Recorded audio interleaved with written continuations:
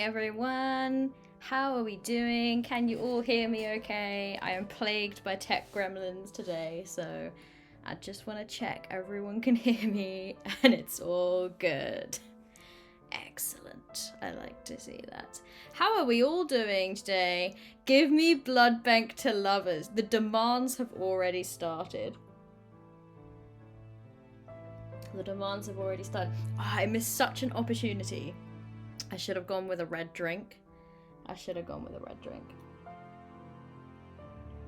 Where is the baby? Are you referring to my cat? Are you referring to Millie? Millie is at my feet at the moment. She's what are you doing down there? She's actually sleeping.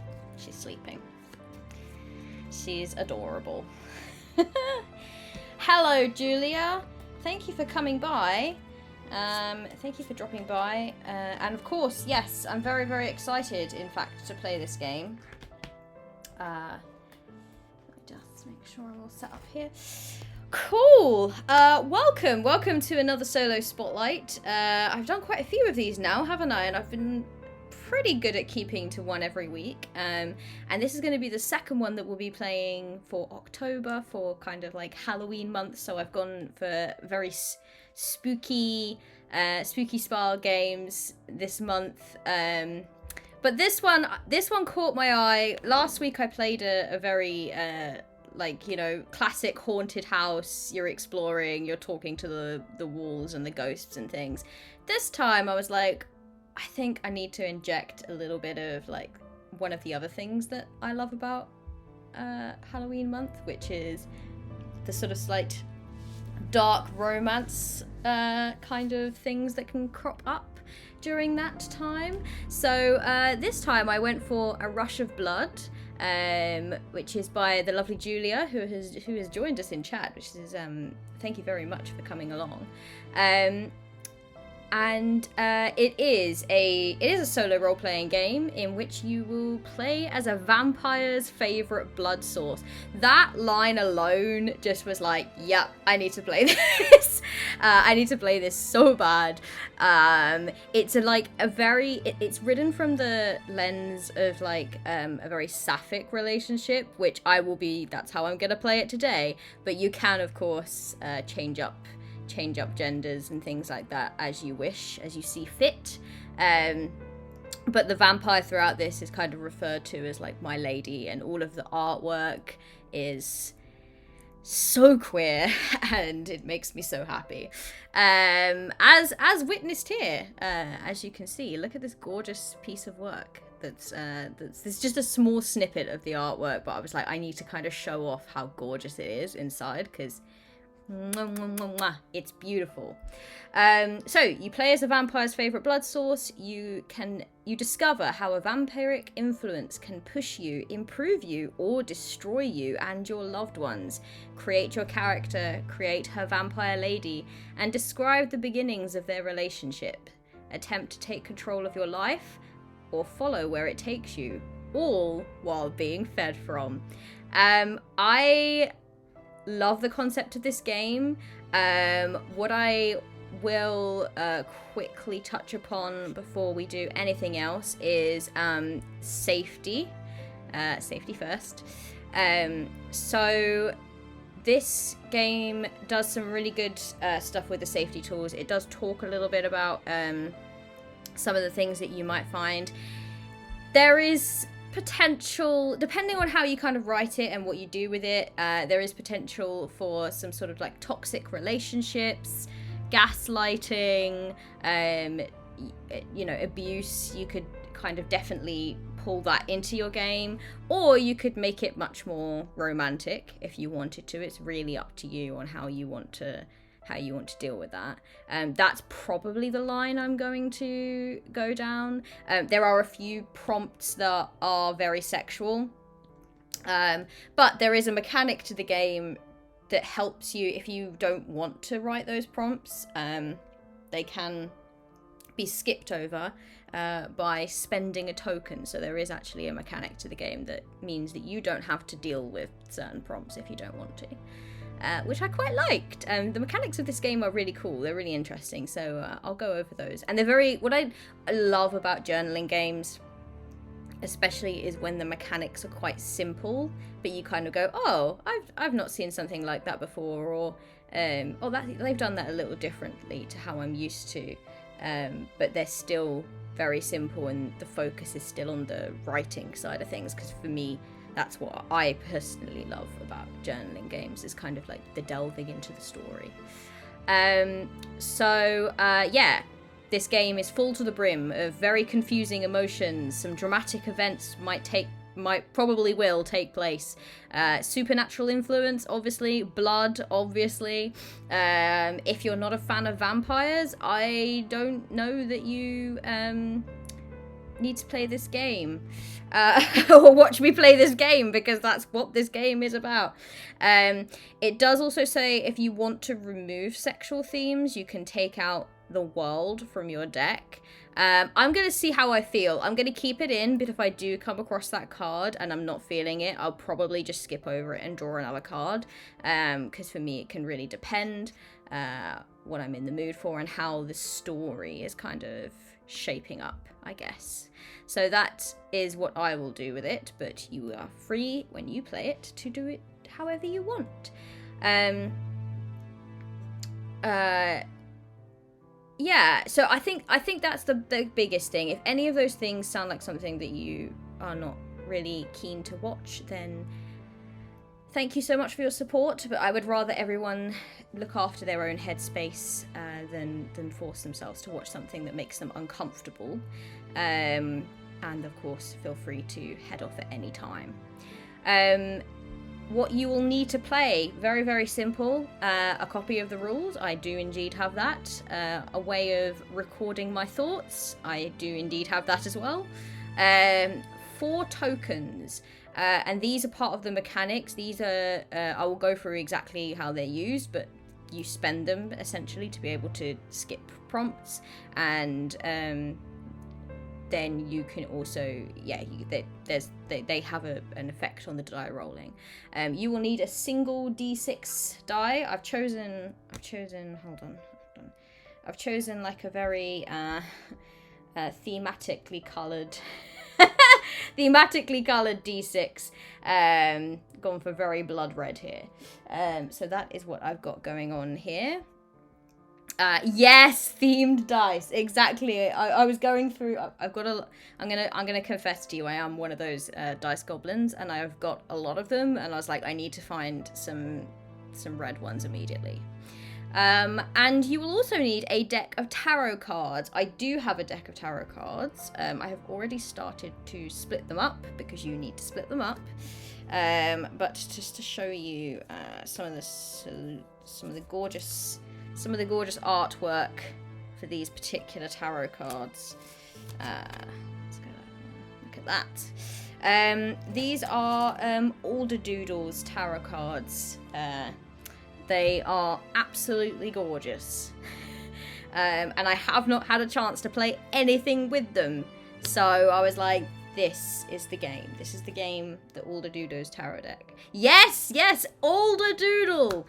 Ramona is a wonderful bean.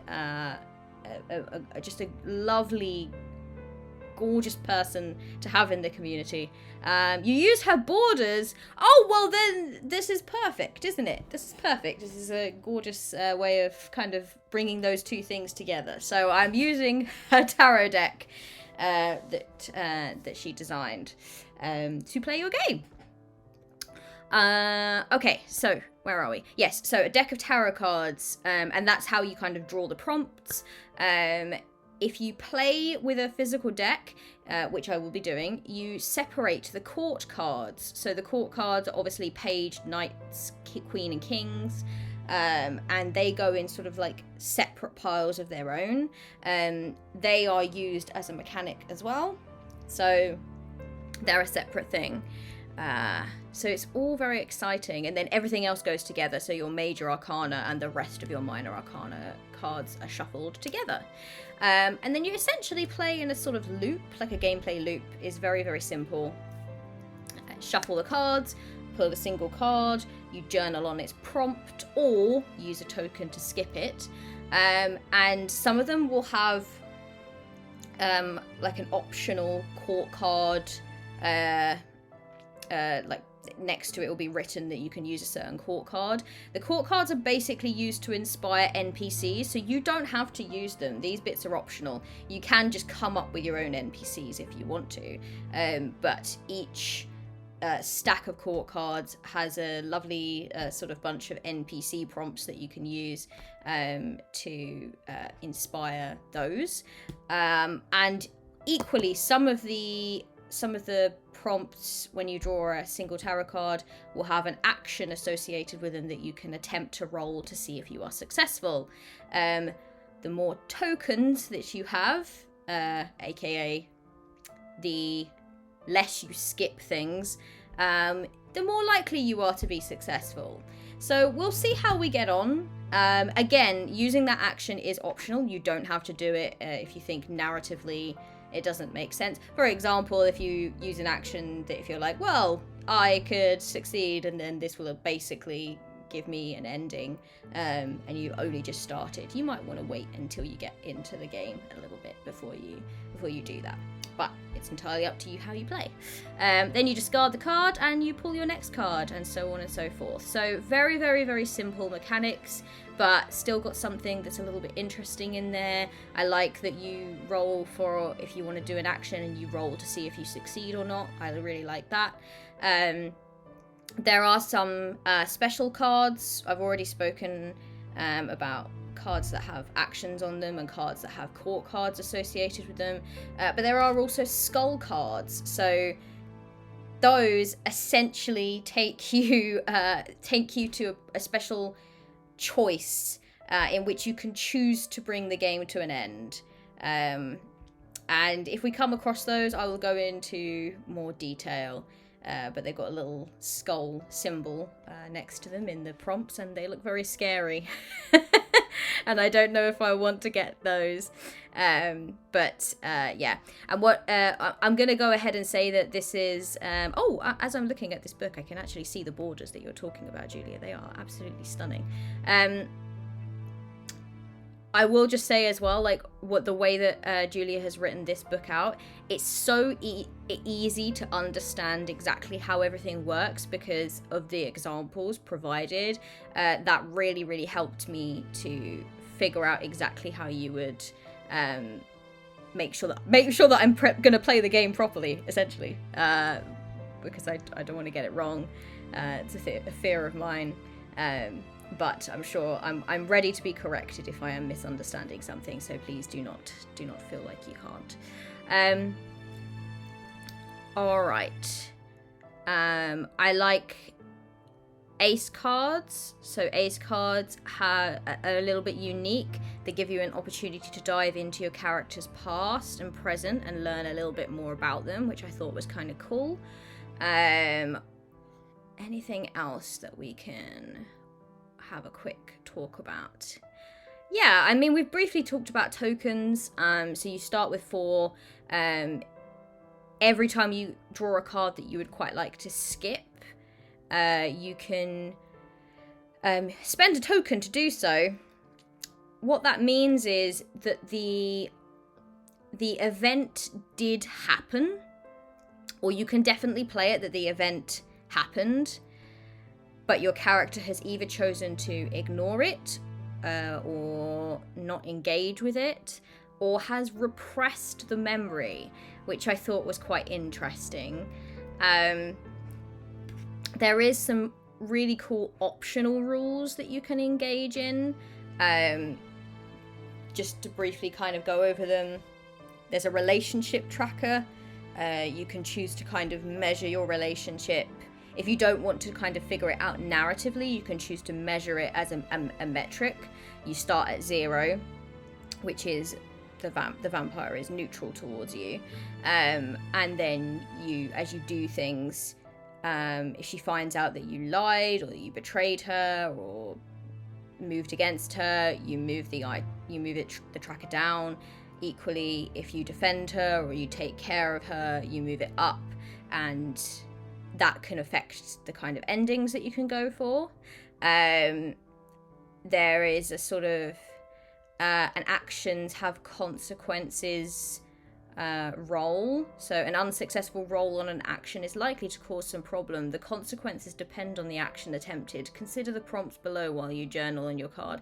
And it tells you like what happens if you attempted to kill your lady, what happens if you attempted to leave her, what if you try to convince her to turn you into a vampire and failed. I thought that was quite interesting, so you can kind of choose to pop these in if you wanted to, but you don't have to. And then there is the repression rule, so you can choose to play a repressed character or one that represses their memories. To play with the repression rule, you adjust the amount of tokens that you have access to, so there's more tokens essentially, which I thought was a really interesting... I really love it when games introduce extra ways to play, more rules that you can kind of choose to put in or not. There are alternative modes of play, so there's extended play, there's the observer mode, which you don't play as your lady's favourite feeding subject. Instead, you play from the point of view of a third party. So maybe someone who is close to that character or to the lady. And I thought that was a really, really cool idea. It could also be a vampire hunter slowly getting closer to the kill.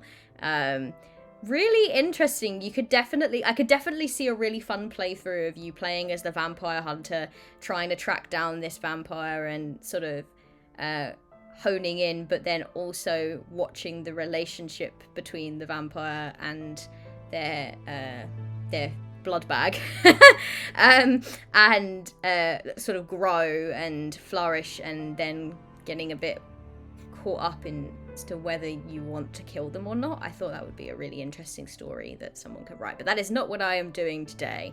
I might save that for a journaling idea of my own.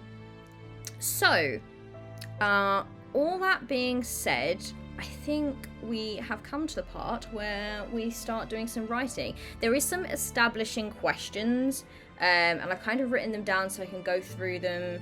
I'll start to answer them just so that we can kind of establish exactly who this lady is and who my character is. And then I might head off for a little break just to stretch my legs, etc., and then get into the game itself. So, gotta be positive about it.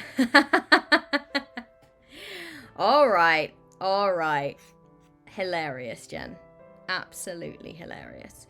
Okay, so as you can see, this is my little playthrough document. It's very, very simple. I've gone very simple today, and I've already written out the questions and kind of the prompts that it gives you. So the first thing that we must do, can't have a negative experience. Is this what we are now? There is just blood jokes in chat, and that's it. I love that. Please don't make me laugh at all of them, please, Jen, I beg you. Cool. So we are deciding the setting. So you can play this game at any time or place. Consider them while creating your character, your lady, and while you draw cards. Awesome. So essentially, you can play it at any time period. It reminds me a lot of Dead Letter Society, actually, this section. That was the first ever game I played on one of these solo spotlight streams, and there was a really good sort of establishing questions section for that, which I spent some time looking over. And that was the same. It was like, where is your setting? What is the tone of your setting? And I really enjoyed that. And this is kind of giving me that, which I like as someone who enjoys lore. You know, have a passing enjoyment of it. I like having that kind of basis to draw from. So deciding the setting, I have decided to go with like a Victorian setting. It might seem a little bit obvious, but I've not really actually played anything, because when I played Dead Letter Society, I played it modern day, so it was all emails instead of letters. So this time I think I am going to go back to Victorian times. I've already got a little bit of an idea of how I want them to have met and things like that, but we'll get there in a moment. So let's go with Victorian. Just because I say I know it well, I don't actually know it that well, but I probably know it far better than I would anywhere else. So let's just go with like Victorian England as our rough setting. I probably won't go into huge detail about any particular places or anything like that, but I imagine more the countryside than I do the city, I think. So I think it's more kind of like that, you know, a big fancy, probably this vampiress probably lives in a big fancy manor, and I'm going very obvious gothic, gothic horror setting. Let's just write that, very obvious gothic horror setting. So we got a great big, almost like a castle, I think, that this vampiress lives in. So that's the setting that we're going for. So now we're going to create our character and the lady, the vampire. Describe yourself. What's your name, age, place of birth? Who's your family, and what kind of background do you come from? What has your life been like before? Do you know what? Let's put these in italics so that I can differentiate a bit easier. So, what has your life been like before you met your lady? So, I think, and I might, it might just be because I am thinking too much about Bram Stoker's Dracula, but the name Lucy does immediately come to mind. I'm really sorry, it's such an obvious name to go for. Hello, Scred Girl. Hello, thank you for joining us. Come for the vampire romance, stay for the blood type jokes. Absolutely. Oh my goodness, Jen. Jen is absolutely keeping chat entertained. I'm very, very grateful for you to do that. What's your name, age, place of birth? I think Lucy. I think that Lucy is not young. I feel like she's probably in her late 30s? Question mark? I think so. I've really fully outed myself there because I'm in my 30s now, so now I'm like, oh my goodness, is that not young? She's young at heart, okay? So let's call her Lucy, in her late 30s. 30s is still quite young. Yeah, I think it's because quite often when I write these things, I tend to go for like very, very, very young adult. I tend to go for like, oh, I'm in my early 20s, and maybe it's just because I miss being in my early 20s, but I now want to be a bit more like, no, she's a little more mature than that, I think. There, everyone in chat tell me that that 30s is young. Just keep telling me that as my back cracks while I sit up. Lucy in her late 30s. I think that she has lived a lot of her life in the city. So I don't think that she's actually lived in an isolated place like the countryside very much. Lived in... Let's go for good old-fashioned London. Lived in London most of her life. London town. And I don't think she's come from a poor background, but I don't think she was rich, like middle class, like merchant class maybe. I don't know if that's it's kind of rich, but it's not like nobility, you know. So middle class background. And this is going to be important. It's enough for her to have gotten some form of education. I think that she has been educated, and she's in that like phase of her life where she wants to learn more, but obviously Victorian England being what it was, is just like, well, no, that's not something you can do. You're a woman. So I think that she's educated and fascinated by... I think she just likes learning, to be honest. Learning. Maybe she wants to discover something. I'm trying to think whether it would be science that she would be interested in, so the future, or whether she would be interested in the past. I think there's a lot more potential if she enjoys history, meeting someone who might be thousands of years old. That could be a big draw, you know. So enjoys history especially. I think she wants to be like a professor. And I think she has been afforded probably more opportunity than most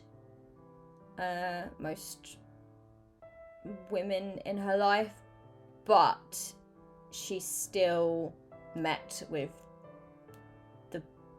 the barrier, the obvious barrier. Because even if she has got kind of a good education and everything, she's still, unfortunately, the wrong gender. A professor as a woman, yeah, I think she has big dreams. I think she's very like, I think she's a bit plucky. And she's like, well, why can't I? I can picture her kind of going to her classes, and probably she's shown up a lot of the men that have tried to teach her and been very factually incorrect. So yeah, I think she's she's trying to make her way to be a professor. That's what I think. Wants to teach.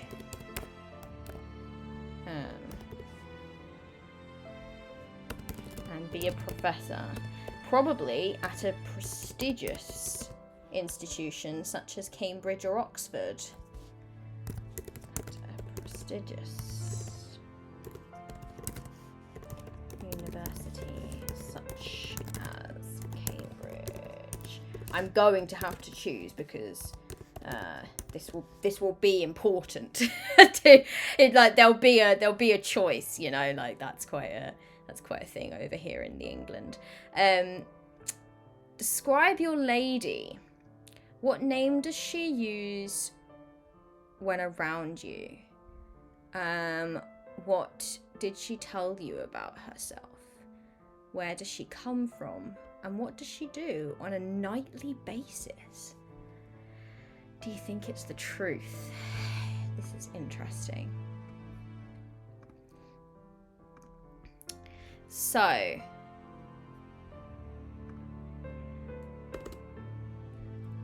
I think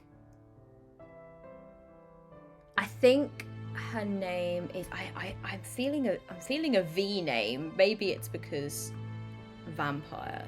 Maybe Victoria. Victoria. I was thinking a V name. Yeah, I was so glad. Yeah, I was like, my brain was like Vivian, Veronica, and then I was like, no, they're a little, they don't sound very Victorian enough. Oh, Victoria, that could work. But I suppose she's a bit older than that, so yeah, I feel like her name is Victoria, and Victoria in a Victorian vampire of London. Okay, yes, I am going very obvious. There is a reason, by the way, that I'm going this obvious, and the reason is, names are my kryptonite. If I think too hard about them, this entire stream will just be me thinking of names. So I have to go like, what's the instinct? I have to go straight for what I immediately think of, because otherwise I'll just be sat here spiraling. So Victoria, good old Vicky. Don't call her Vicky.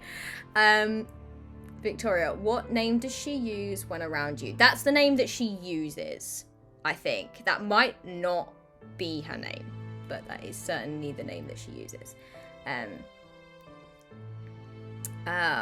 What does she tell you about herself? So initially, I think that she is also quite an avid, she's in that circles. Maybe she owns like a sort of educational like business, or maybe she holds private classes, or maybe she is just like revered. Maybe she's managed to make it. I think she's made it in a way that my character Lucy will look up to. So perhaps she is a name in history in this field. So I think that's what she's told. I think she's just interested. She's told us that she's interested in the past. For a specific name creation process, involves a digital art pad, a bunch of letters, and dragging them into various positions and orders until something looks cool. That's really cool. I like that. Your process is an old-fashioned blackmail letter. Yeah, basically. I'm just picturing that now. Your Vix. Yeah. Okay. So just for context for everyone. So Jen and I are quite good in real life friends, and the first time that we met, we were incredibly we were a little bit unwell, and also our allergies were terrible, and so I was the walking medicine bag instead of the blood bag, and I just had a little pot of Vicks just that I carried with me everywhere, and every time we started sneezing, I would just be like, do you need some Vicks? So yeah. Okay, Victoria, interested in the past, revered, I think revered historian, allergy savior. That's such a meet cute. I think, yeah, I feel like she's she's breaking all the boundaries, you know. And that Lucy's very interested in that. Like, maybe Lucy has and we can come to friends and things later as we kind of journal, but maybe Lucy was introduced to her as oh, you're a woman wanting to make it in this field. Women don't make it in this field, apart from that one woman who all of the historians and educated people look up to. So she's finally, she finally got to meet her. She's interested in the past, revered historian. I think that she is probably told Lucy that she grew up poor. Then married rich, and her husband died of a mysterious illness, and so she inherited the lot, and she's used her money to get into this field and give herself the opportunities that she never had when she was young. Damn Black Widow. Well, I mean, how much of this is true? You know, she talks about it like this has all happened in the last, you know, 5 to 10 years, but perhaps this has happened quite some time ago. Married, grew up poor, married rich.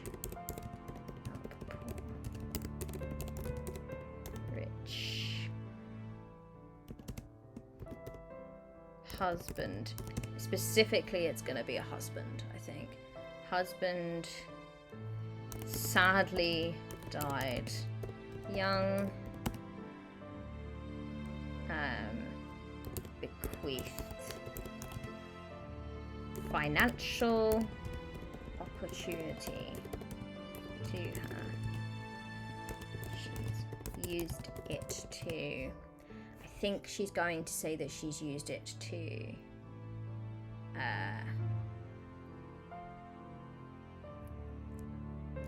keep his memory alive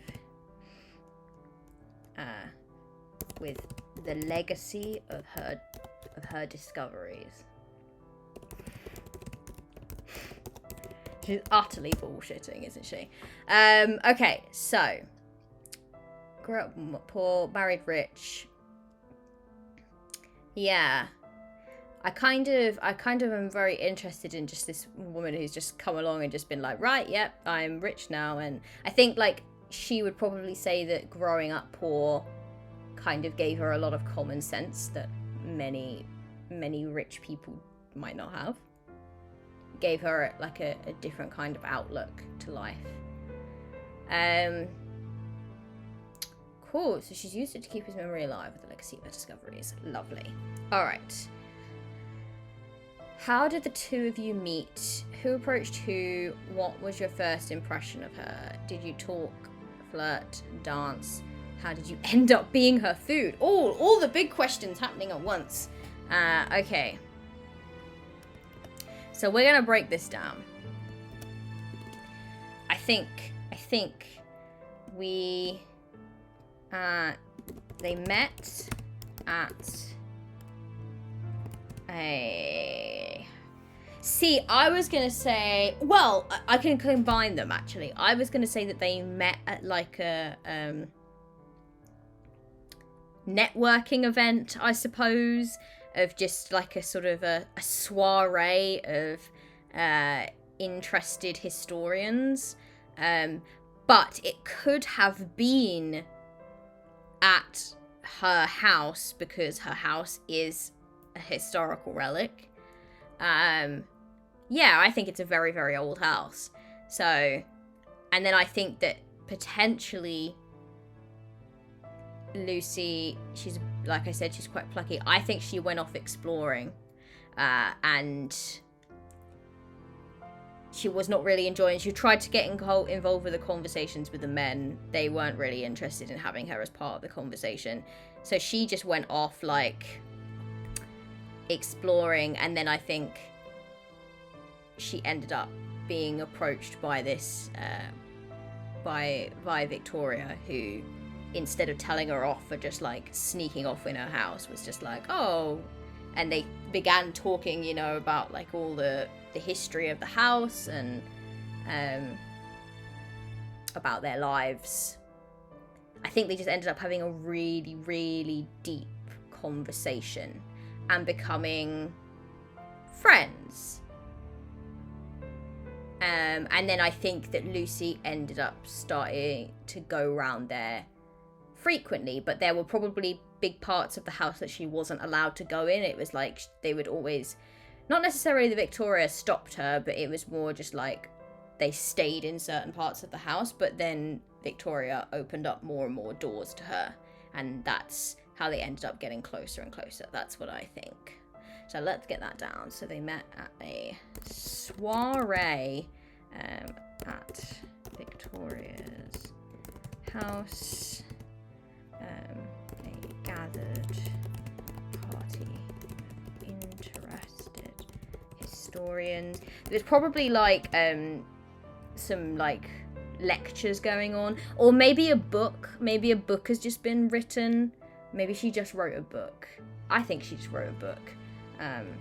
Victoria was launching her new book. Lucy tried to network unsuccessfully. I don't think she could like get near Victoria all night. It was only when she went off by herself that basically Victoria sought her out.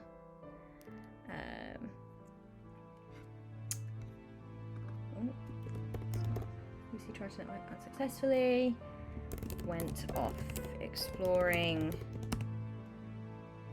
Victoria came and found her, and I think she was seemed interested in Lucy's inquisitive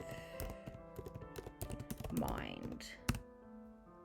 Like, and I think that this is how they started. Like I think it's just small things. It's one of those things where I think Lucy ended up discovering something.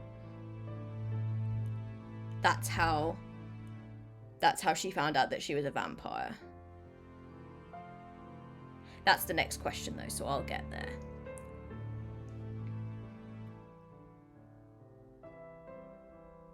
Ooh, so it does say, how did you end up being her food? What did your blood taste like to her on that very first night you met? How did you meet the second time? Ooh, so that's kind of implies that she fed on the very first night. But I don't know that she did. I think she was going to. She probably was going to. And maybe she did like a classic vampire where she kind of could smell it. And she was like talking about the different smells, but like she didn't. And I think she did exactly, yeah, I think that I really like the idea of opening more doors. I think well, we don't know what Victoria's motives are at this point, but I think that she played a slightly different game this time, whether it was for her own entertainment or her own curiosity. I don't think that she did what she normally does, which is, find the person that's gone off on their own and feed on them. I think she's like actually almost playing a little bit of a dangerous game herself by allowing herself to become like friendly with the person first and have them like give themselves willingly to it rather than just like taking it from them, which is possibly new for Victoria. Victoria came and found her, seemed interested in Lucy's inquisitive mind.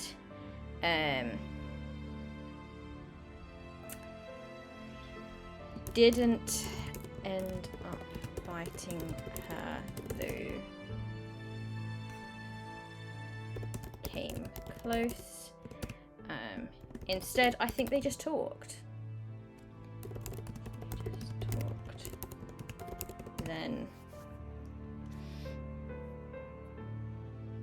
yeah, like I think it's a thing of just like Victoria was just very like, oh, I'm doing this just to, for my own entertainment and just to have it, play with my food before I eat it, and then it actually has possibly worked against her. And now she's developed like a crush and like, or there's something there that's a bit, it's stronger than the usual bond, because it's the vampire's favorite feeding source, right? So there's got to be a reason why it's special. Instead they just talked. Then Lucy came round for more visits. I like the idea that she always came round in the evening as the sun was like setting. And I don't know, maybe one day these things start to not add up. Like Victoria will reference conversations that she remembers Lucy having, and Lucy's like, but in my mind I remember you being like the other side of the room. How did you hear that conversation? How do you know about certain things? Why are we always doing evening chats? Why are your curtains always closed? And she's interested in history and things, and I just think that something clicks in her mind, and I think she tries to go around during the day one time, and maybe the servants like turn her away, or try to turn her away, and then suddenly they change their mind and they invite her in, and it's because Victoria has actually decided now's the time that I've got to reveal the moment. So they just talked. Then Lucy came round for more visits. Things started to not add up. Okay, let's move on to the next question, because that's, she's a vampire and that she feeds on you. So how did she tell you? How did you feel about it? Do you let her do it reluctantly or happily? Why did she choose you as her favourite? How long have you known her? So I think Lucy went to visit in the day. Super suspicious. Servants turned her away, but then suddenly changed her mind, because I think that the servants are like enthralled, so they're kind of doing, they have like a pattern of the things that they're supposed to do, but they were given a new order sort of thing in their minds. Had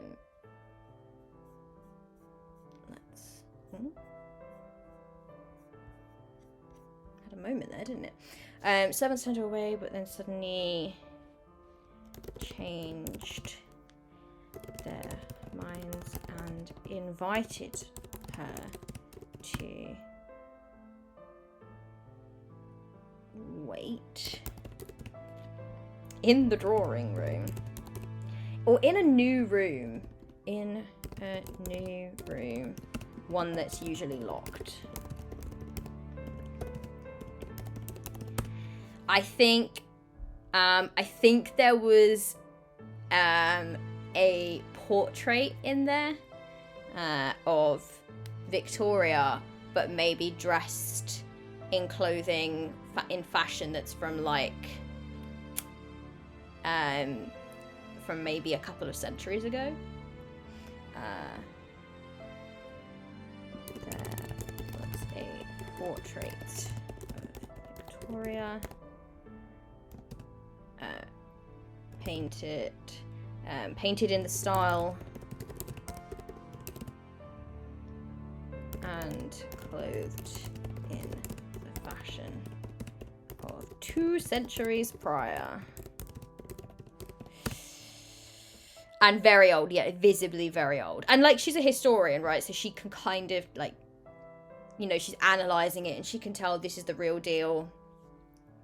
And then I think Victoria, the room is very dark, all the curtains are closed, everything in there is like lit up by candles, and I think when Victoria enters, Lucy confronts her and is just like, what is going on? What is going on here? And I think that she tells her, and she waits for the moment that Lucy's gonna run screaming and she's gonna have to like chase after her and possibly kill her. But she doesn't run screaming, and I think she's curious. And then they talk about like how they had that conversation about the smell of her, and she was like, oh, you were talking about my blood, you could smell my blood, and it's like, yeah, and you can still smell it. And then they kind of have this, I think, because Lucy is just as enthralled by Victoria as Victoria is by Lucy at this point, so I think that she kind of agrees. It's a curiosity thing. Like, for Lucy, she's like, I'm meeting a real life vampire and I'm gonna get to like understand exactly how these creatures are, and I'm gonna learn so much from this. So they're both very much in denial. She wants a first-hand account of historical things as well. Yeah, exactly. So she's like, this woman can tell me a lot. I've just got to, like, give her something in return, maybe. So I think Lucy isn't scared, but curious. And I think, like, she's grown to care. Like, they've become, like, friends almost. So she's grown to kind of care for her. So she considers her friend still. And is especially hopeful about the fact that she's opening up to her. So Lucy isn't scared but curious. Allows Victoria to feed on her for the first time. And I think she likes it. I think she likes it. And I think that becomes a more regular pattern then. So, all right. Do you adore her? Do you fear her? How quickly do you begin to prioritize her over anyone else in your life? I don't think there's fear at this point. She maybe is trusting a little too easily, Victoria's attitude towards her. But I do think she begins to fall into prioritizing Victoria's needs and Victoria's visits over a lot of other things in her life, I think. And I think she is starting to... She's very curious about her, but I think she is starting to fall for her a little bit. And for the life that she seems to offer. And, like, there's so much power and affluence around her as well. Like, it's a very enthralling life. So Lucy, I think she cares for Victoria. She considers her a friend and trusts her. I do think she trusts her because she was not fed on immediately. She visits Victoria almost constantly. In fact, I think she actually stays round now sometimes. Like, I think she stays there for days on end at points, and then she'll maybe go off to do, like, something. But maybe her desire to learn is actually working against her because she's, like, no longer going to all the networking events. She's no longer, like, hustling. She's basically putting all her eggs in one basket with Victoria, essentially. She visits Victoria almost constantly. Sometimes staying days and listening to her stories.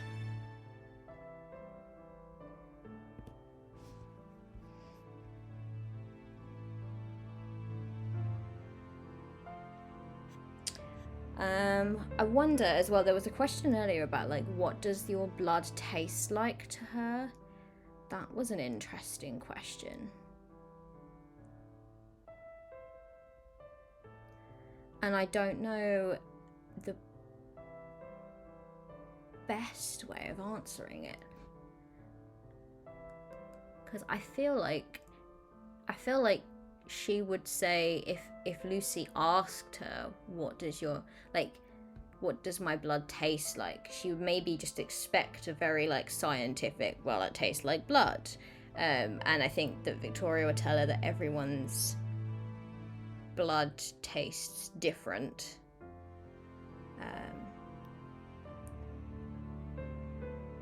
And I think she would probably... Maybe she hasn't answered that. Maybe Lucy has asked her, like, what does my blood taste like to you then? And she won't answer. That would be interesting. That could be something that she might answer a bit later down the line, perhaps. But it's clearly something...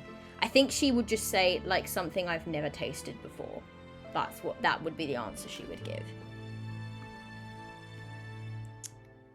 She visits listening to her stories. Victoria feeds on her, tells her what her blood tastes like. Something I haven't tasted before.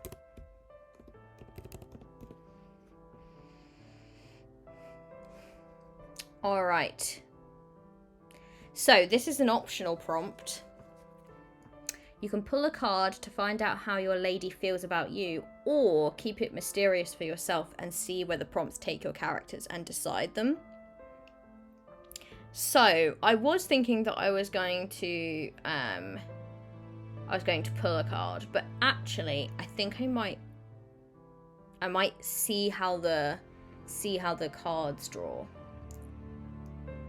Because I think this story is going to be about discovering whether Victoria is actually the spider or whether she's the fly. That's what this feels like.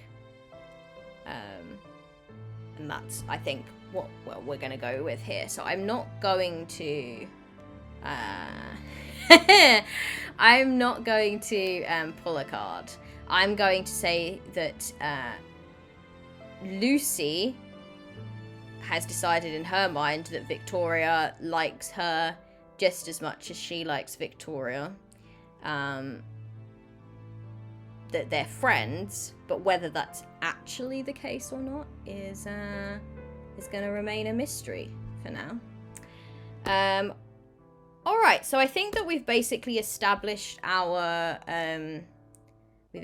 setting, we've established our character and our vampiress. For the purposes of this playthrough, I'm not going to implement any of the optional rules. I'm gonna just kind of stick to the basic mechanics, just to kind of give myself the freedom to write. But yeah, I'm pretty pleased with this, with what we've come up with so far, I think. What I'm going to do now, I'm going to go on a very quick break. I just need to have a little bit of a drink and a little walk around and stretch my legs, etc. And then I'm going to come back and we're going to draw our first prompt and we're going to start to write. And I will continue writing. As I always say with these games, I never necessarily try to finish the playthrough, because sometimes games are quite quick and sometimes they can go on for longer. I'm in two minds about this one. I kind of know where I would quite like it to go, but at the same time I'm also very willing for the story to just take me where it feels like going. So I think what I will do is I will say, hopefully we will find some kind of end for Lucy and Victoria tonight, but I'm not going to push myself to do that. And I'll probably be streaming for just 1 or 2 hours more this game. But just to give you an idea of the mechanics, that's what these solo spotlights are about, is just to kind of show off a few of the mechanics of the game and just kind of how you would get started with it, and to give inspiration hopefully, and get people looking at solo games more, because they're so much fun and they can create some incredible stories. So I will be back soon, and we will delve into Lucy and Victoria's story. I hope you've been enjoying it so far, and I won't be long. Be right back. Justice for solo game. Justice for solo games. Absolutely, yes.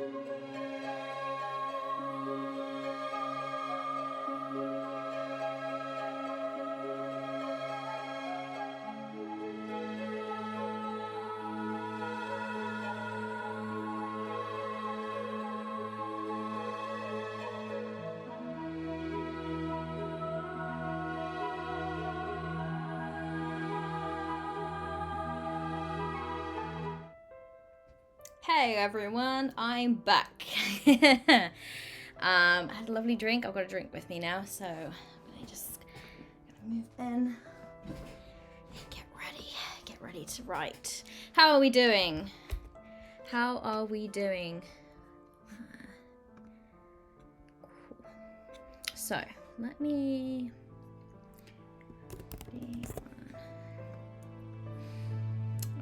I don't know. Day one seems a bit. Oh no, this is where I start obsessing over font again.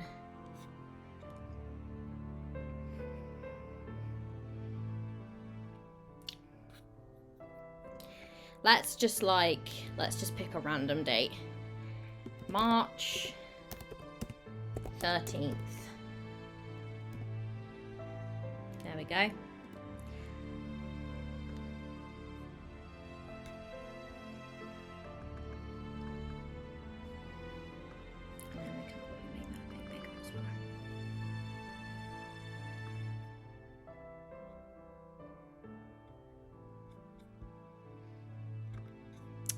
Keep that so that we can read it. Lunchtime. Oh yeah, because I literally read it and I was like, lunchtime, and then I remembered you are in America. All right, so like I said before, cycle of play, very, very simple. So I will draw a card, we will look at the prompt, and then we will go from there. It might have a court card action, or it might have it might have a court card that I can draw. It might have an action that I can do. Probably I won't do the action at this point because we're only just starting. And the actions, I believe, they can be quite decisive. You can either choose to run away, you can attempt to kill your lady alone or with help, or you can request that your lady turn you into a vampire. And I'm not sure that Lucy's quite there yet. But I think she could get there soonish, depending on how these prompts go. So, let's see what I draw first, shall we? It is the two, let me show you. The Two of Pentacles. I love this tarot deck so much. All of the pentacles are like TTRPG dice. So like there's like D8s, D6s, D4s. It's so cool. Again, if you're into tarot, highly recommend that you get this tarot deck. So the Two of Pentacles. So let's have a little look at what that is.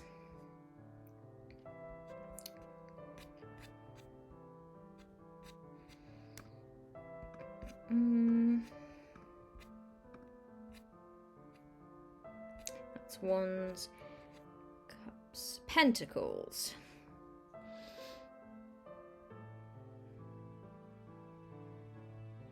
Ooh, okay, interesting. So right off the bat, you're called back to do something that you used to do before you met your lady. You realise you're quite good at it still. How does it make you feel? Do you want to go back to this thing? That's a really interesting one to start off with. So I feel like the way we've got to start is probably she's been at Victoria's for like an extended number of days. I think it's like been a really nice time of just like drinking in the evenings and like talking and learning and getting a lot of information from Victoria, and then maybe she receives a letter. It could be a guest lecture opportunity. I wonder if it's something a bit more like it's something that she used to do. But it could be something along those lines, couldn't it? Or something that's like more along the lines of like tutoring, or what's the word? Like consultation, or maybe just like research, like writing notes, and helping a fellow professor, like essentially like come up with a lecture that they will be delivering. And she always wanted to be the person delivering it, but she's been helping. This is how she thinks that she's going to get into the industry, shall we say, into the where she wants to be. I think if she thinks that if she helps enough, then people will be like, oh, she's actually pretty good. But maybe it's not working out for her. So I think that she gets to, like, maybe another person that she looks up to is, she's offered the opportunity to kind of go and, like, help him prepare some kind of seminar, and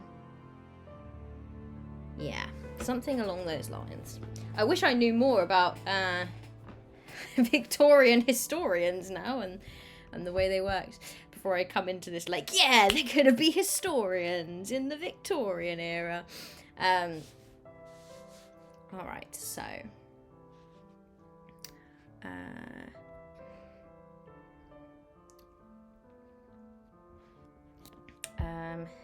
let's start strong. I received the letter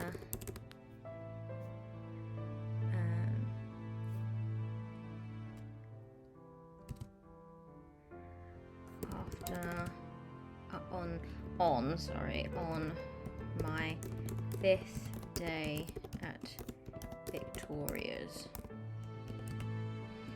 By now, many of my established peers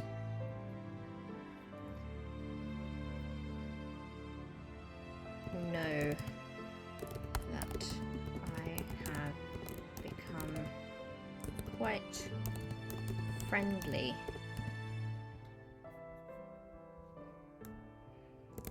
with her, and when I do return to, or should we go Oxford or Cambridge? I think Oxford. No, Cambridge. Let's go Cambridge. And when I do return to Cambridge, feel their jealous eyes upon me.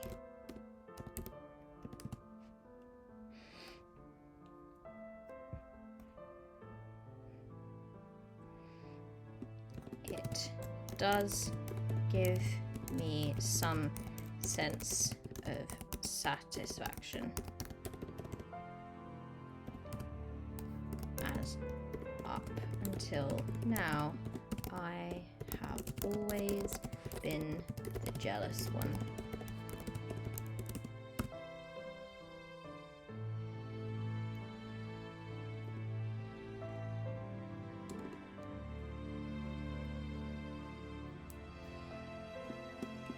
This is the first time that they have sent a letter here, and I frown. What is it? She asks, peering at me over her glass of wine.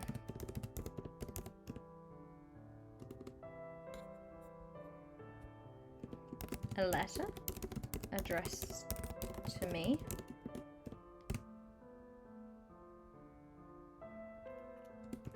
I look up at her. I don't live here.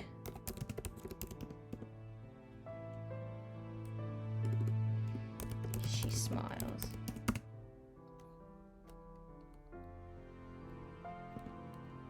Don't you? It must seem that way to others. You spend much of your time here now.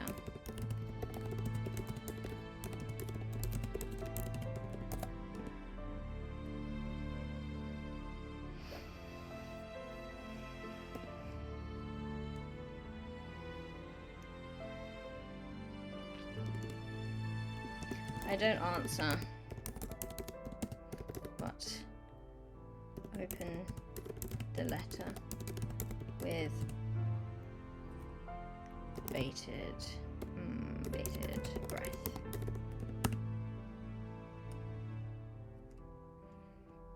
Reading through its contents fills me with something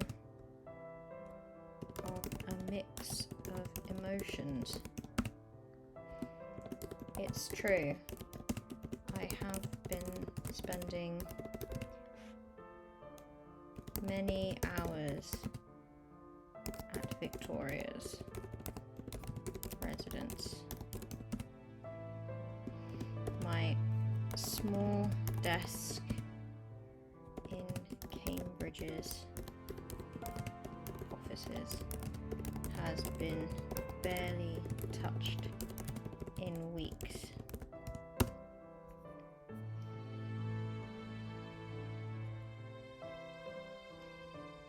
A few months ago, seeing this would have excited me.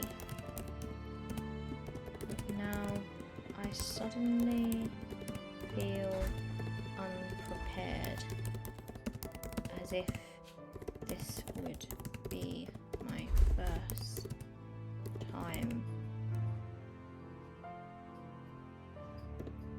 at Cambridge.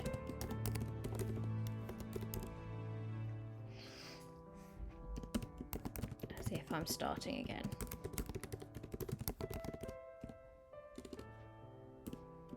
They want me to prepare a lecture for Professor Anderson.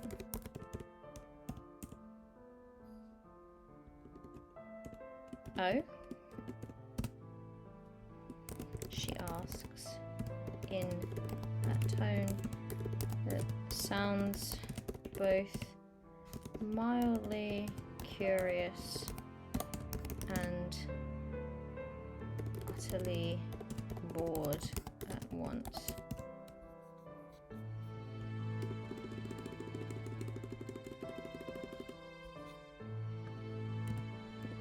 Are you going to do it?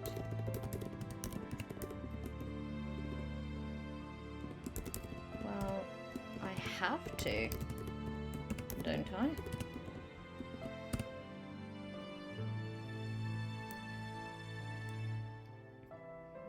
He's world famous. I've never had an opportunity like this before. I cannot believe they asked me. Do not sell yourself short.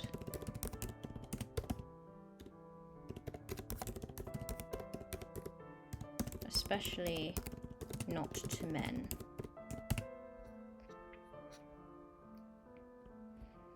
You are worth far more than a guest lecture with such an oaf of a man.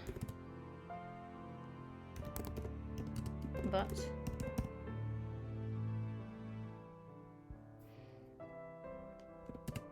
she smiles and drinks.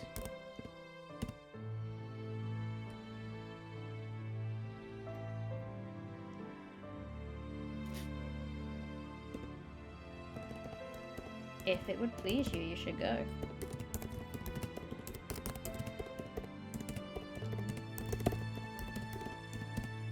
I suppose I can spare you. Spare me? I splutter. I am not yours to spare. She continues to smile and drinks again.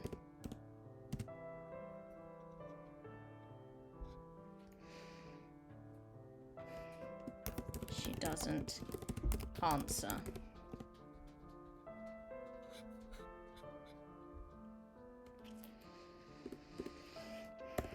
Let's have a quick think of how this lecture actually goes. I believe that's part of the prompt. How does it make you feel? Do you want to go back to this thing? Yeah, you realise you're quite good at it still.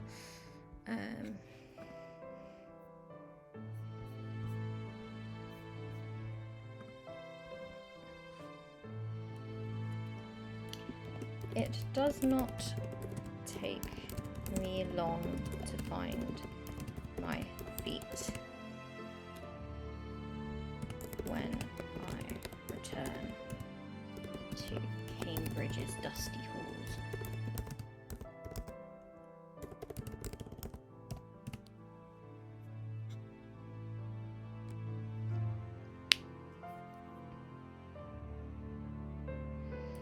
Oddly, I find my nerves dissipated. Perhaps Victoria's words have sunk in. My peers look at me with fresh eyes as I am emboldened to interrupt more and offer my perspectives. The great Professor Anderson does not seem overly pleased by my efforts, though he listens well enough and takes on some of my notes. I hear him talking about me to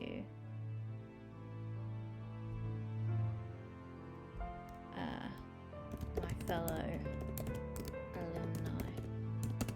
They tell him that I have been studying with Victoria. Ah, well, no wonder she's so brazen. Then he scoffs. Victoria's sunk her teeth in.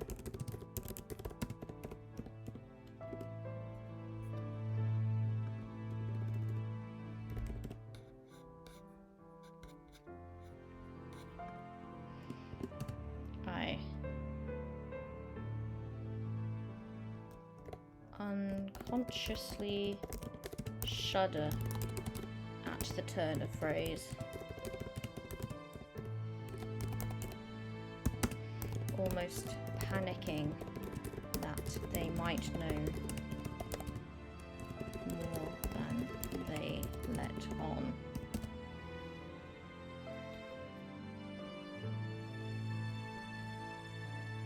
Then I feel frustrated.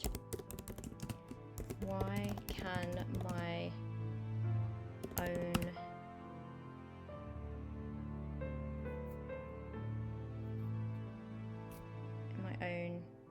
intelligence and thoughts never be attributed to me? Either my success is because of the pity of men, or because of Victoria's renown.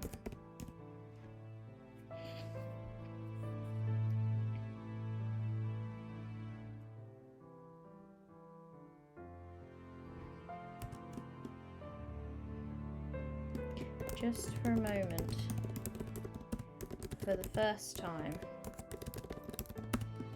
I wish I was not here in this learned place. I wish I was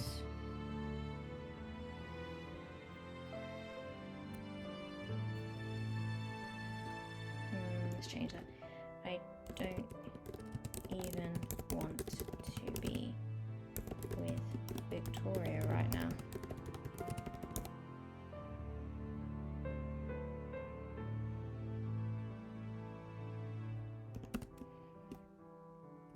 For the first time in the longest time, I wish I was back at home with my father. But I was a child once more, pretending to be a famous archaeologist and digging up treasures that he had buried that morning in the garden.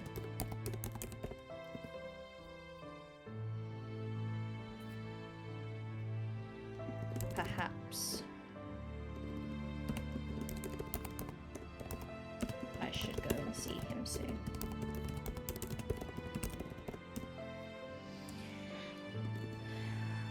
All right, that's our first prompt. Not too bad. Already introducing some tension. All right, let's see what our next prompt is. Just to make it very clear, obviously I did not. That was neither that didn't even have an action or a court card associated. So that's why that did not come about. And then I just discard the card. So let's put this side so that I don't touch it again. And then we go back to the beginning and we draw a new card. So what will this be? Do you know what? I should probably write so that I can remember. 2 of Pentacles.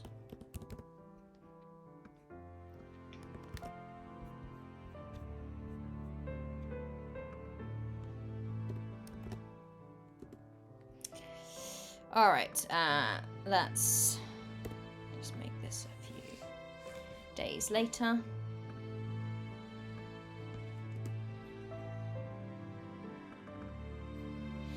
All right, so, ooh, okay, one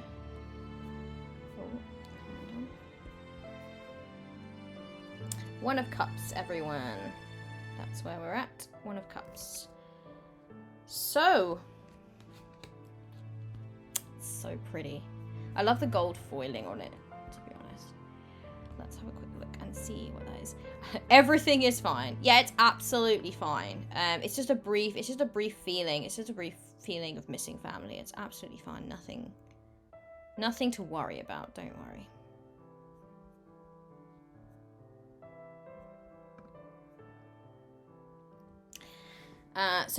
Sorry, 1 of Cups, or Ace of Cups, I should say. So Ace is actually a little bit different, if you remember. Discover your character more in the areas of emotions, passions, and all matters of the heart. Okay, so this is kind of interesting. So now the prompt here is, when, if at all yet, did you realize you were attracted to women? What has your love life been like until now? How did the lady's presence in your life affect your romantic or your sexual relationships? Did she request you do not speak with any of your past lovers and do not go on dates? Okay, so I feel like at this stage, if Victoria is playing a game, Victoria is playing the long game with Lucy, it would seem. I don't think she's taken particularly any freedoms, like, away from Lucy. In fact, she seems quite anti sort of restriction. So I feel like, if anything, she would be encouraging Lucy to explore a little bit. But let's write. So it's Ace of Cups. You know what? I'm gonna actually just write interlude here. And then we're going to have a little kind of, it's just going to be kind of like a little thought. I think that in terms of where Lucy's at, I think that she has certainly realised that she's not attracted to men. I think that she's perhaps had a crush on a woman before, but it was quite some time ago. And since then, she's been very career focused, so she's not really made time for romantic relationships, I don't think. And perhaps this would be the moment where she might start to consider that what she has with Victoria is something of a crush, at least. So let's have a little think. I never found myself attracted to the men promenading the London streets as my cousins would. They would stand in a circle and gossip for hours about eligible bachelors that had caught their eye. I remember a gentleman once called for me, flowers in arms, and expressed interest. I had thought him a fellow student of learning, that his passion in our interactions lay in the love of history we had in common.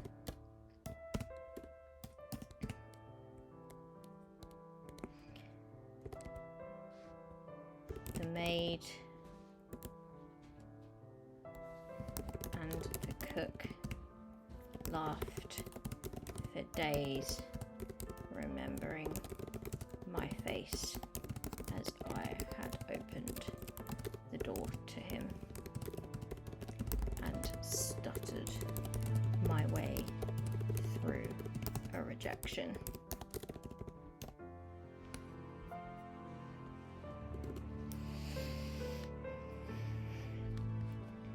Romance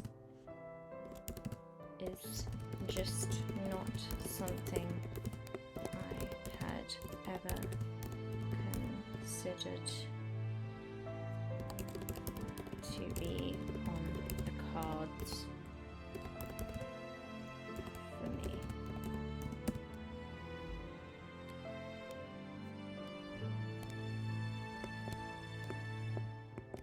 Not since Sophia, my best friend growing up. That was the only time that I can remember my heart fluttering as I spoke to a person. I would say foolish things in front of her. I would try and impress her. I lived to make her laugh.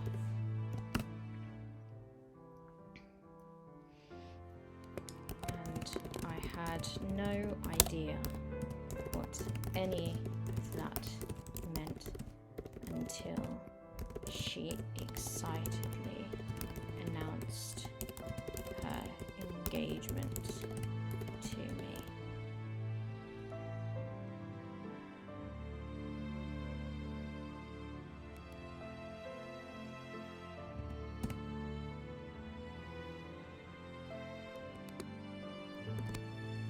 She must have forgotten that one drunken kiss that we had shared, or at least if she hadn't, then she was choosing to.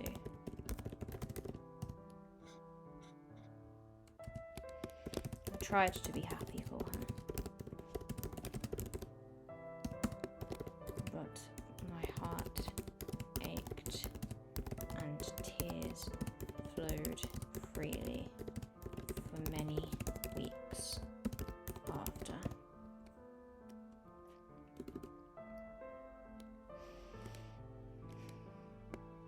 Now, as I sit in my carriage and it winds its way back to Victoria's door, I realize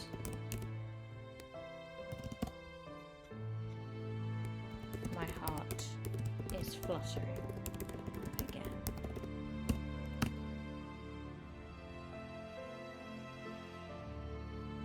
Somehow I feel that this may cause me even more than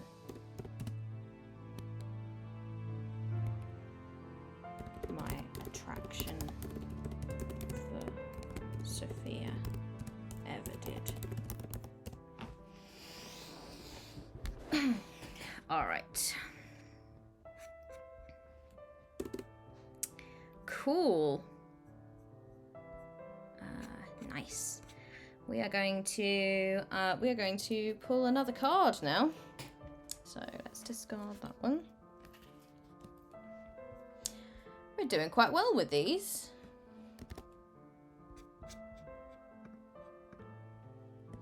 These have been really gorgeous prompts so far. Alright. What have we got? We have the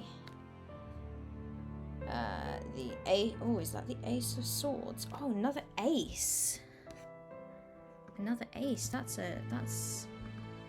unusual. I don't know if I want to do another interlude. Is this gonna be my first skipped prompt?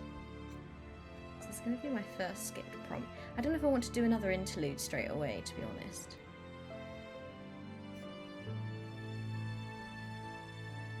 We do love an ace. We love an ace. Let's get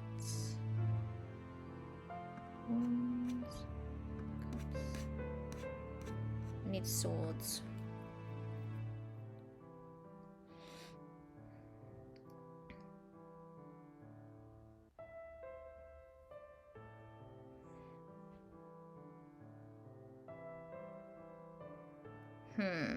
This is a good prompt though. It's just unusual that I've like pulled 2 aces, but I don't think that's necessarily bad. Discover your character's mind, thoughts, and beliefs. What strongly held beliefs do you have? Freedom above all else, security, tradition. Do you usually follow your heart or your mind? Have any of your beliefs changed since you've met your lady?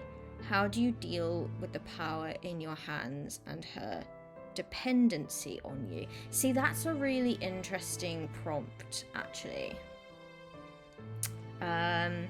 Lucy clearly is very reflective. That's I don't know. That's a really annoying. That's a really annoying one to skip though, because it's such a good. It's such a good. But then it would raise the stakes a little bit if I do actions later. I think if I skip and spend a token, it would raise the stakes just a little bit. So I feel like they are all very good. That's very true. They are all incredibly good prompts. I feel like maybe some of those thoughts could come out in other prompts as well, to be honest. So I think what I'm gonna do is I'm gonna skip my first prompt, and that's going to have me remove a token. So I have only got 3 tokens left now. So that means that if I take an action such as either trying to kill Victoria, running away from Victoria, or trying to get her to turn me into a vampire, that's less likely to succeed now because I have less tokens in my pool. So you deserve vampirism. Imagine this power couple, yeah. All right, so let's draw another prompt and see where we're at. Okay, so this is by the way, I'm actually just drawing from like the middle of the deck, or like random places in the deck. I'm not even drawing the top card actually. So it's incredible that I've drawn the 2 of Swords, even though like even when I'm going the most shuffled I could, I'm still managing to not be shuffled. This is like the tragedy of me. That's okay, because we never actually did the Ace of Swords, so to do the 2 of Swords now is perfectly fine. So let's have a look at what that prompt is. Alright, it's not going to be an interlude, but I'll get a date in a minute. I'll see how I'm feeling in terms of how far away it is. Oh, I love this prompt though. 2 of Swords. You find your lady with tears of blood staining her cheeks. Do you ask her what's wrong? Does she tell you the truth? Do you comfort her? How? Ooh. Okay. Okay. Okay. So there's no court card associated with this. There's no action card associated with this. So this is literally just a prompt at this point. She's crying, but what does it mean? What does the tears of blood mean? That's going to be really interesting to figure out. So, and that's quite nice actually, because in the interlude, I was like on my way to the castle. So I feel like I've got to have when I approach it, it's somehow different. It's different to how I saw it before. So let's go March 17th. That was what I was originally going to do, wasn't it? It's getting a bit spicy. Okay, so I know that something is wrong immediately when I pull up to Victoria's estate.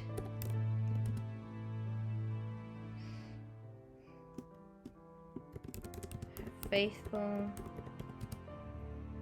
butler with quite possibly the dullest eyes in England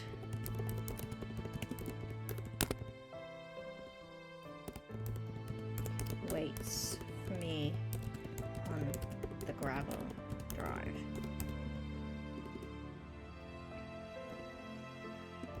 I'm afraid my lady is not taking visitors.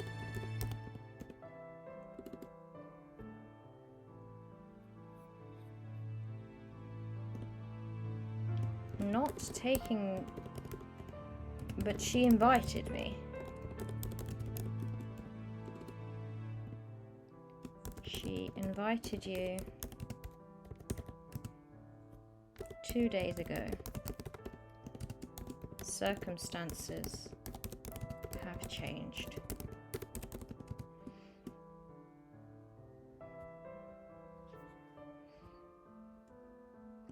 A room has been booked for you at the tavern. The tavern? Would it be a tavern? I suppose it would be.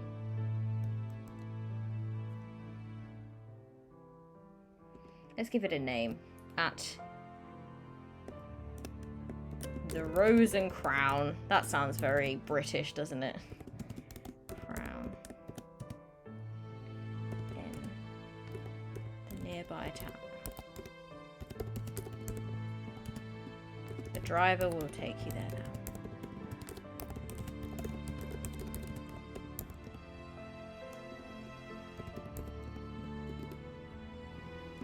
No, he won't. You will take me inside. Tell me what is the matter.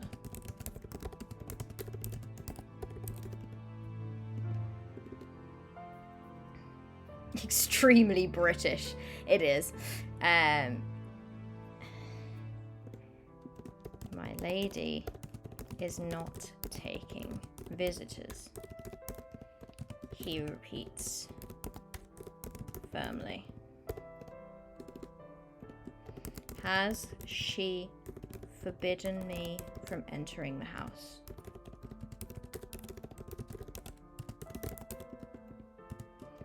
I ask. He falters. Not in those words.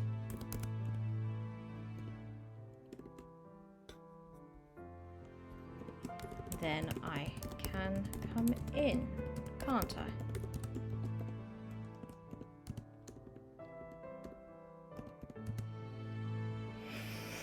Sir, that is my girlfriend. Move aside or I will mow you down. I smile and march past him.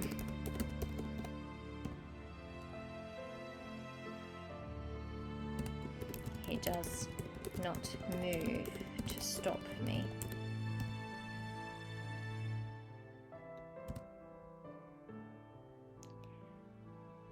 In fact, he almost seems to deflate and sigh.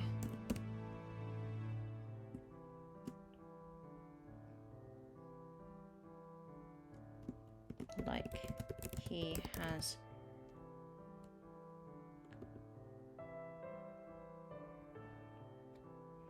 like a flame that has run out of wick to burn upon and just dissipates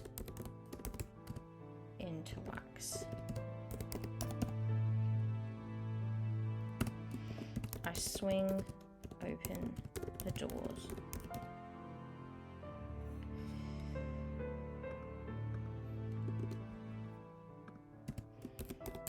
Every room is in darkness.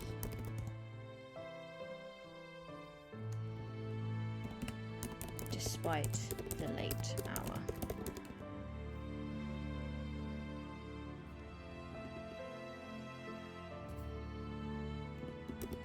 Victoria, I call.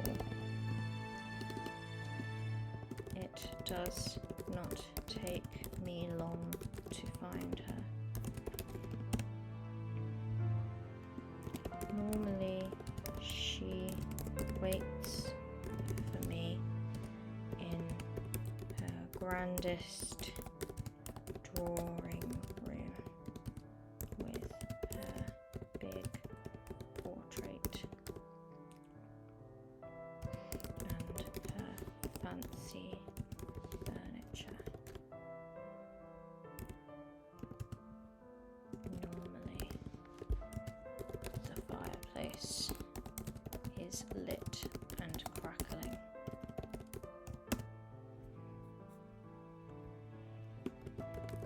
But things are clearly not normal today.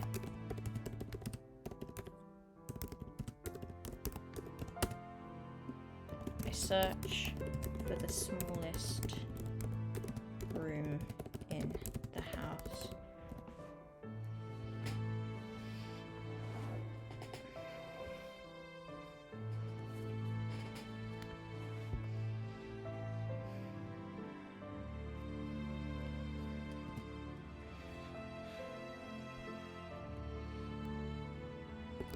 And find her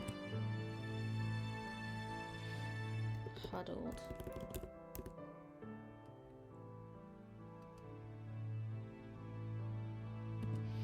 in her night robe,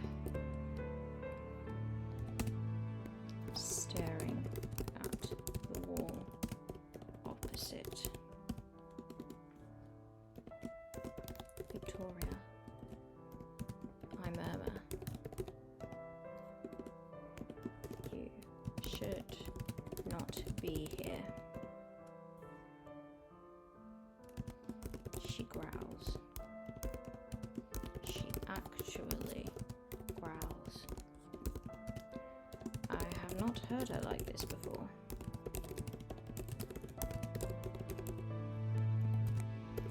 Her voice cracks with the strain of speaking. Tears leak from her eyes. The water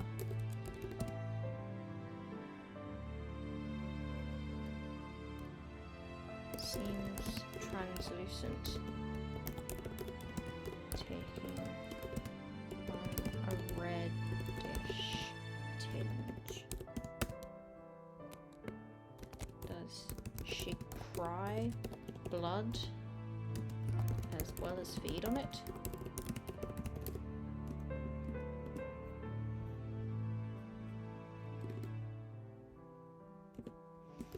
Tell me how I can help you. Do you need to feed?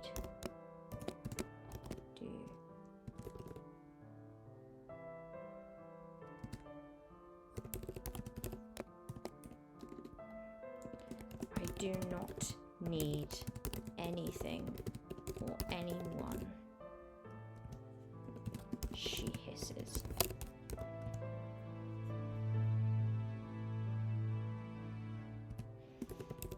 Then she crumples. Moments later with a loud sob.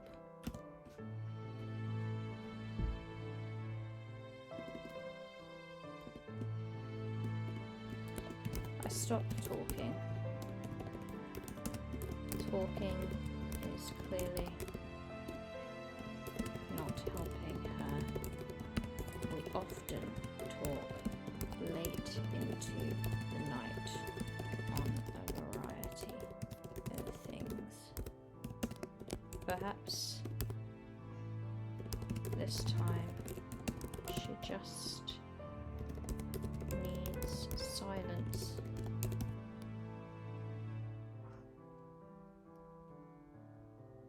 Yes, Millie? My cat is demanding attention. I'm so sorry, everyone. I must give it to her. Yeah. Millie Moo. Mm.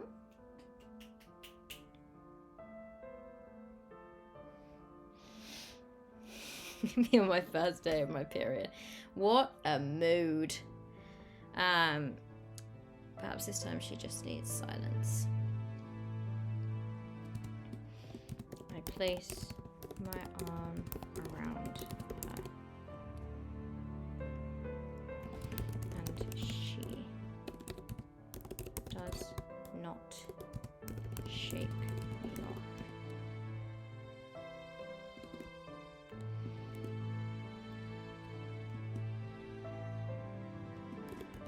That night, she only says these words to me as I drift off to sleep next to her. Sometimes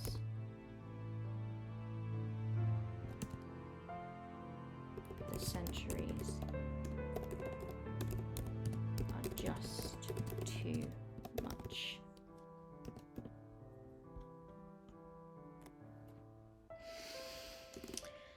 All right. A little bit of an emotional Victoria. All right, let's see what we get next then. How are we doing? We're doing pretty good. Oh, it's just a lot of writing. Sometimes I go back and I look at how much writing and I'm like, damn, I've actually written a lot. Okay, we're gonna draw another card. What's this? This is the oh, no. Oh, this is Major Arcana. I was looking at it and I was like, the 9 of something. No, it's not. It's now, Ramona has actually labeled the Fool as 1 instead of... Oh no, she hasn't, that's right. So, let me, please hold while I figure out what this is.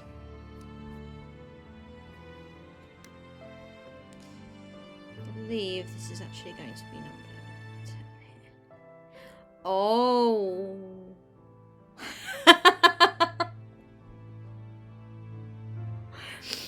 Oh, I think I might have got my first skull card, everyone. And it's quite a good prompt. It's quite a good prompt. So this is the Hermit.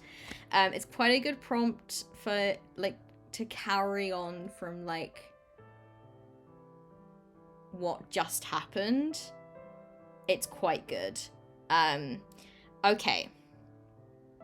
So essentially, I could choose now to end the game, by choosing either your lady leaves forever, and I go to the endings and I journal on the prompt provided there. So essentially it's just she leaves and I guess I never see her again.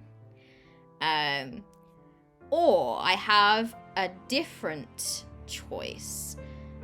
Skip the card for now, and I'm guessing that would involve me spending a token if I do that.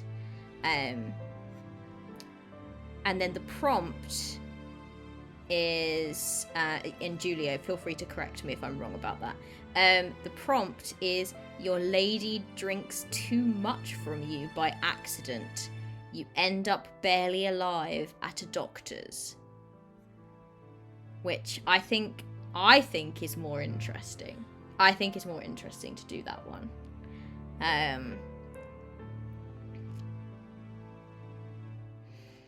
Yeah, but, well, I mean, it is getting like, yeah, it's especially in the wake. I feel like it's gonna be like that. I feel like it's gonna happen that night. Like, I feel like it's gonna happen that night.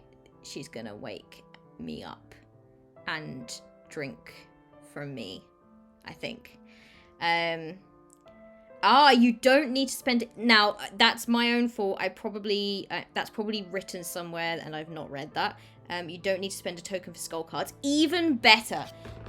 Cool. I'm definitely gonna do the one that is, your lady drinks too much from you by accident. You end up barely alive at a doctor's. And then this one has actions associated with it. So you may, if you want to, run away or attempt to kill your lady. So I guess what you can do is, like, you can choose to react in the moment. Like, even Lucy in this moment, if she's being drunk from, she might choose to try to, like, kill her in the moment. Or she might choose to try to, like, kill her afterwards. Or she might do a period of, like, I'm never going to see Victoria again. Or you can just have this happen and you can choose not to take either of those actions at all. What do you guys think in chat? I think I'm more likely to go for either she would run away, like she would get really freaked out by that and try to, like, release herself from, like, being around Victoria, because it's like, I almost died because you couldn't control yourself. This is going to be, remember, this is going to be Lucy's first time that she has seen Victoria out of control of herself, or this is going to dent that trust that we talked about. Lucy's been very trusting with Victoria up until this point, and now she's going to realise, oh, I'm dealing with an actual vampire here who is dangerous. So she might try to distance herself. Or I could also see her not doing anything, but having a classic Telltale Games of, like, Lucy will remember that later.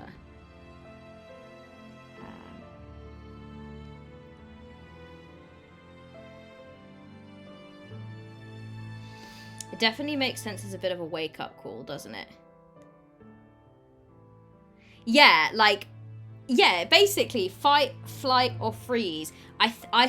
In my heart, I feel like Lucy's either flight or freeze. She's probably not necessarily going to fight it in the moment. Her instinct is not going to be to kill Victoria, or, like, be like, I'm going to get rid the world of her. But her instinct is either going to be like, I need to distance myself from her and never see her again.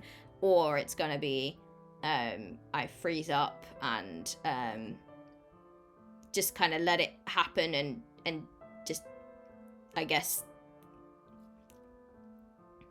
She's very curious, that's the thing. She's, like, incredibly curious. And I feel like I hate to say it, but Lucy gives me I can fix her vibes.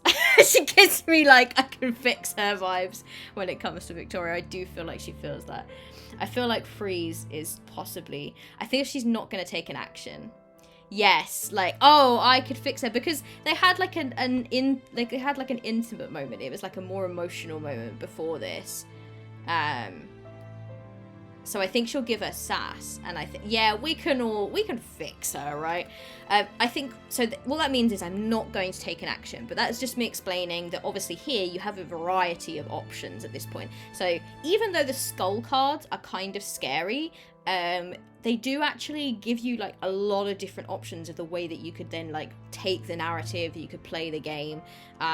You can just like be like, I'm gonna end the game here, or you can be like, wait, no, I'm going to continue the story, and I'm going to continue in a multitude of interesting ways. So this is one of the reasons why this is a really cool game.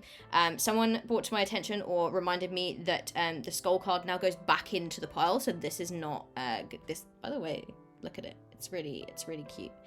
This hermit card is not going to be discarded like the others. So this, I can draw this again.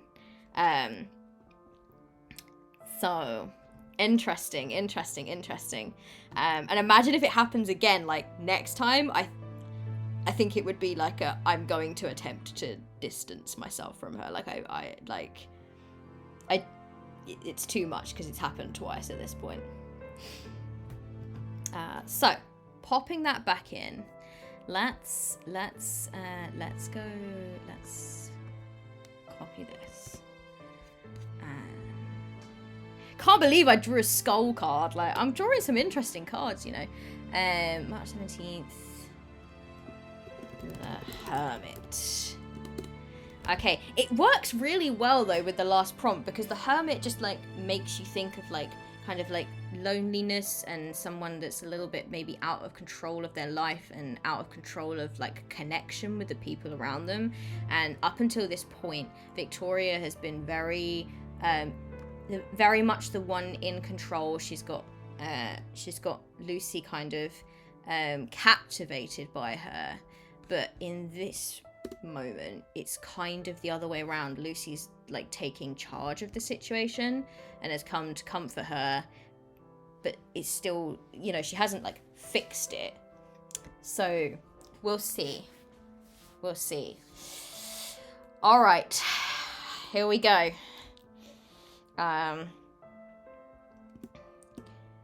Victoria woke me in the early hours of the morning. I guess it would make sense actually if I had wanted to, I could choose to completely skip this, but it had happened. So I could have done that as well and had like, the meta player knowledge that this had happened, but Lucy kind of doesn't remember it, and that could have been a way I could have dealt with it as well, and that would have been interesting. Victoria woke me in the early hours of the morning.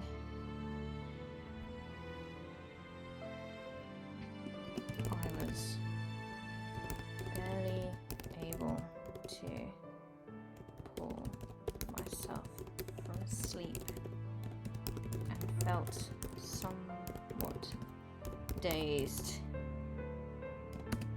like you do when waking from a nap taken at the wrong time of day. Yeah, exactly, because it would be like you would use that to like basically feed into the repression mechanic, right? So especially if you were playing with the repression rules, where you have more tokens, you would be able to essentially just completely skip it, but have the meta knowledge that it had happened, and you could feed it into future journaling prompts of like partial parts of that memory or something, just kind of feeding into this moment, or like have dreams or nightmares where it happened and you kind of remember it. It would be so good. But I'm very pleased with the way we're going to do this. So I was barely able to pull myself from sleep. I felt somewhat dazed, like you do when waking from a nap taken at the wrong time of day. Lucy, she murmurs. Her voice has a strange lilt. like it normally does when she wants to feed, except stronger. I feel the pull that her hunger normally sparks within me.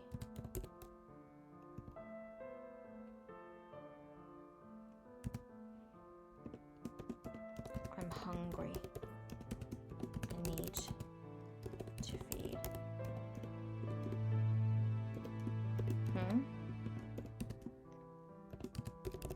I respond, rubbing at my eyes.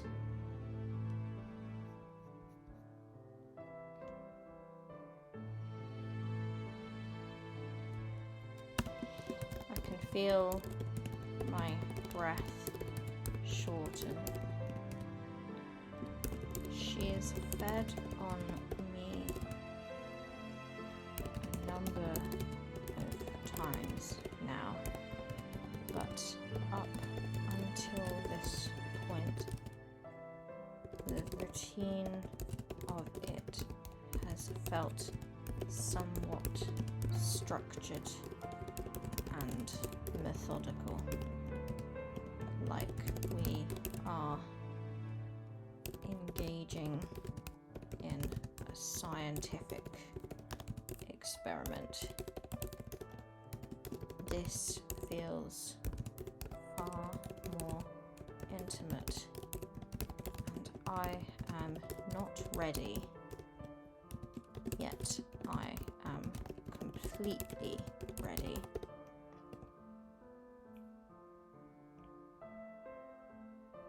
This is what we call eating your feelings. Incredible. I need to feed.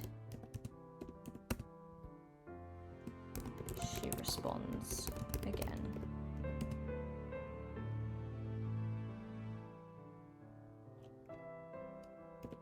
May I? Please let me.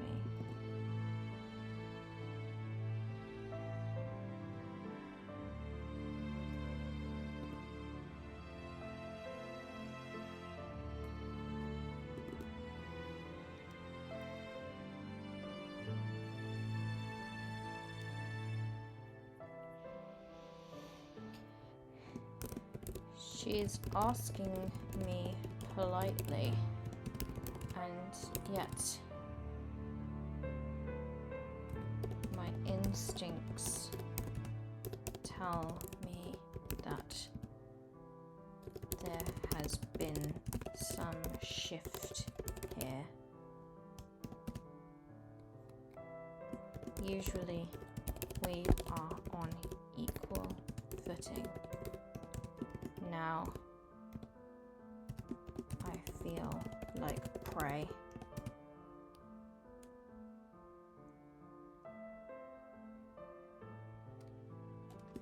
It is intoxicating.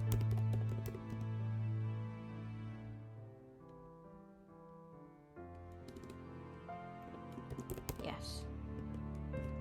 Whatever you need.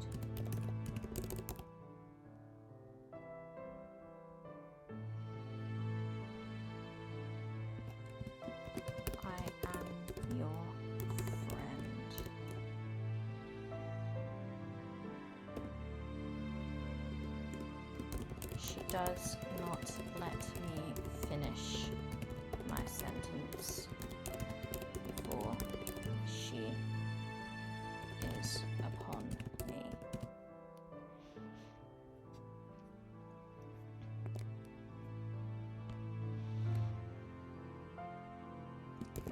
When Victoria feeds,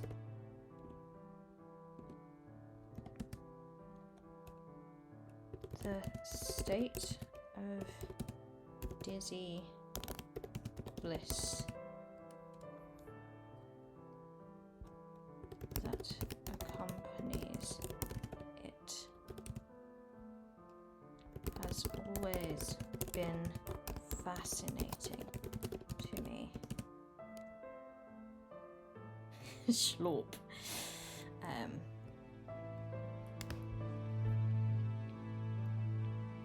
I always feel as if I am in control, and there is no pain. There isn't this time either. But she drinks and drinks, and my first warning that something is wrong is that I begin to feel cold.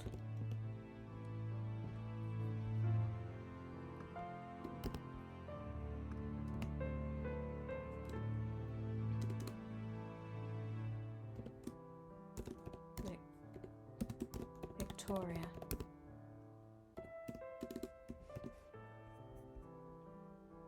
I try to push at her shoulder, but she does not let up. Too much, I say.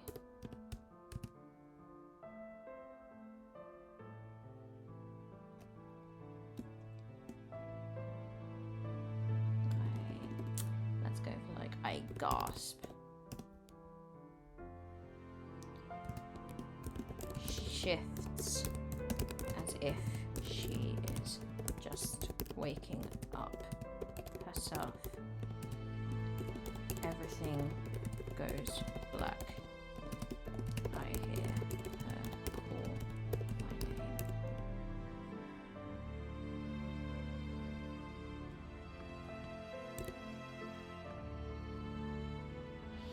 name. So if she's not going to do anything and we're going to go into freeze mode, I think that she wakes up and she is here.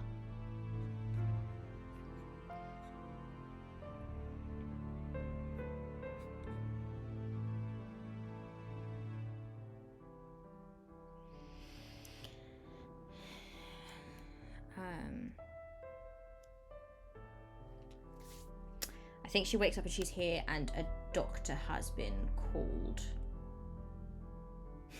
I personally think she should give you some of her blood to fix you. We're not there yet. We're not there yet. Okay.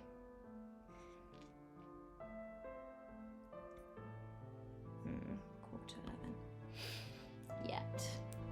I'm really, really sad to tell you all that it is getting quite late on my end. So I might have to finish up this prompt and then stop because I have work at 7 a.m. tomorrow, which means I have to leave. I have to get up at like 5 a.m. tomorrow, and it is almost 11 p.m. and I think I should probably stop very, very soon, possibly after this, which is really such a shame because I'm really enjoying this. Cool. So let's give this moment a good ending.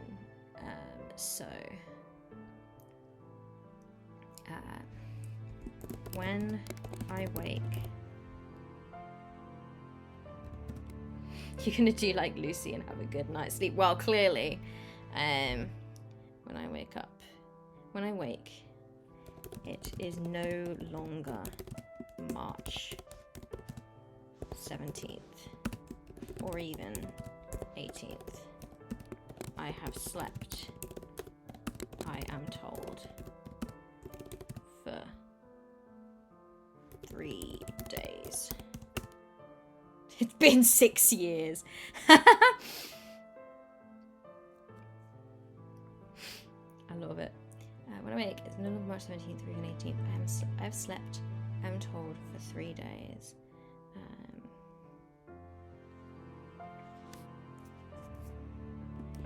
Victoria sits nervously at my bedside.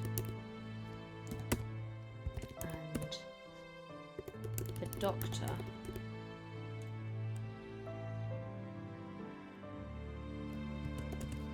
A woman, in fact, is looking me over.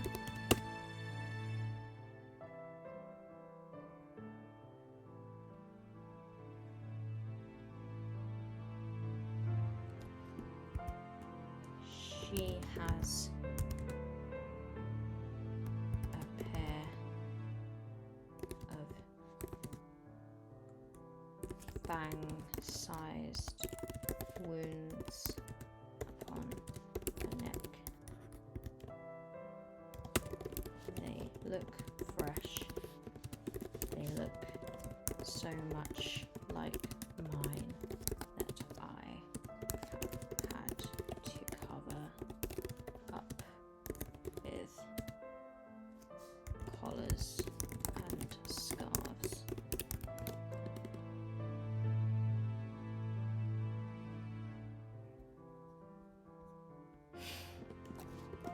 You will recover. You must rest.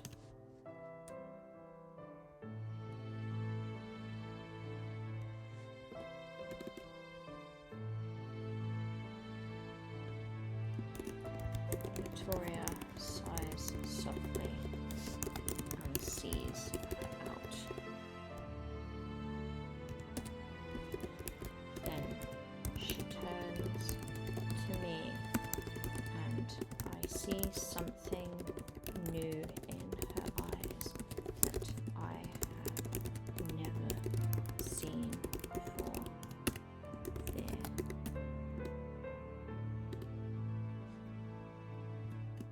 Lucy.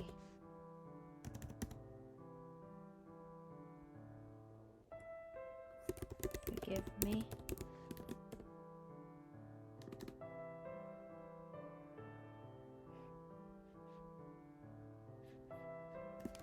I say nothing, and she sits, playing with her fingers nervously.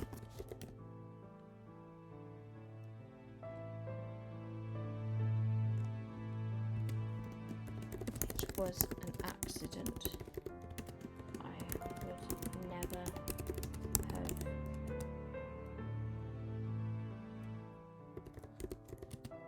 hurt you or tried to drain you on purpose.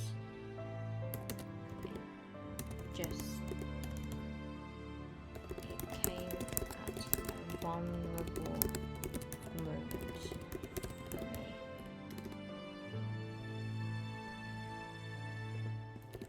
You almost kissed me.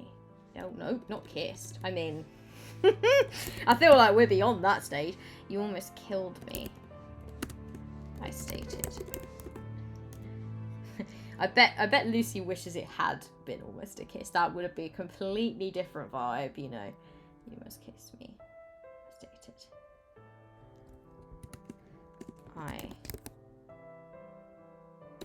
could hear the bitterness in my voice, as weak as it was. I could have died because you could not control yourself. You promised me that you would be able to control yourself when you feed. I did tell you that you shouldn't come in. You came in anyway. Don't blame me, not for a moment. I came because I care, and you showed no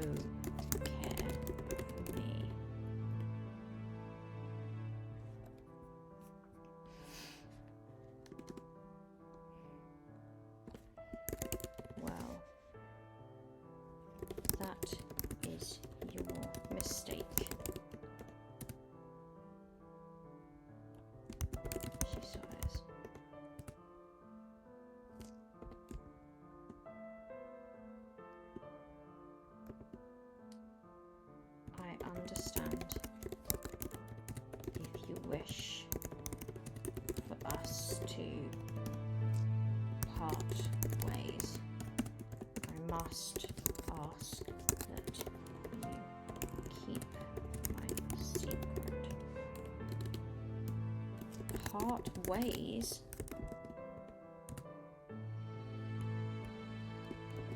I realise that.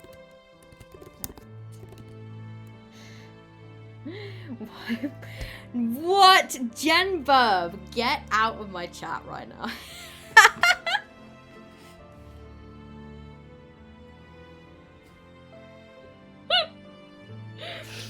For the goodness sake.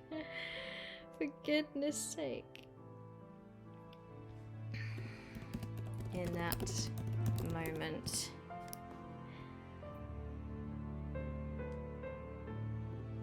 despite everything, I cannot bear to be apart from her. I have clearly lost control too, if that is the case. Now I know what she is capable of.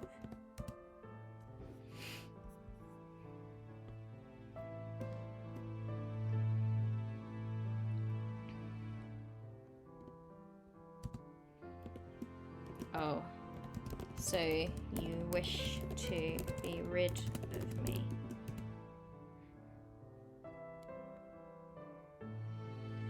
What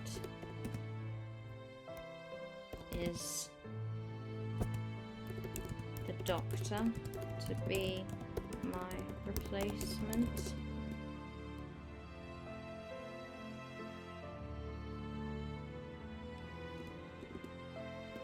That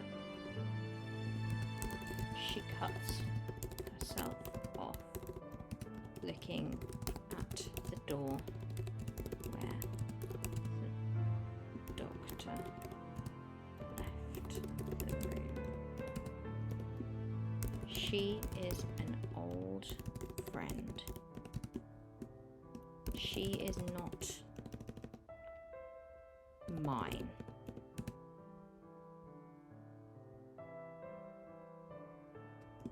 She swears. I certainly have no taste for her blood.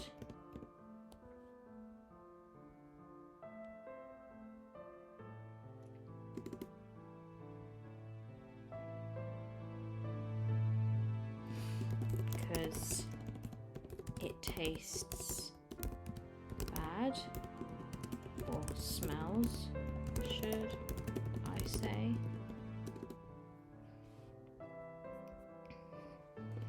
It is not yours. Tell me what mine tastes like. You never tell me. I don't want to leave, but I realise now that if this is to continue, we must be more open with each other, more vulnerable. What I saw last night was a start, but I was unprepared. I want to be more prepared for next time, if there is a next time.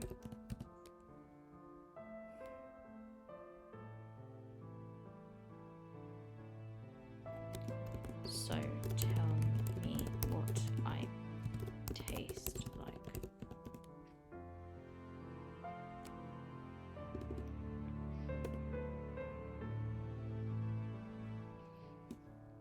You shouldn't stay.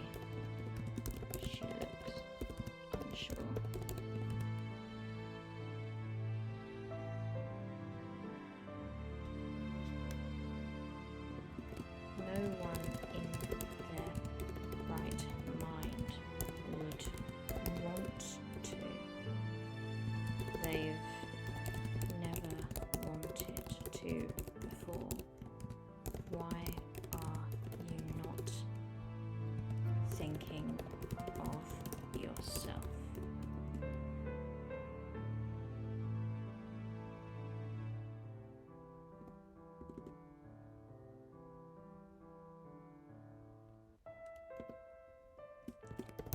just tell me.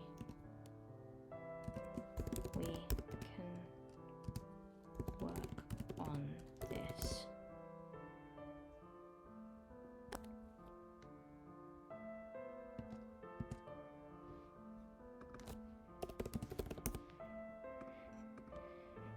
But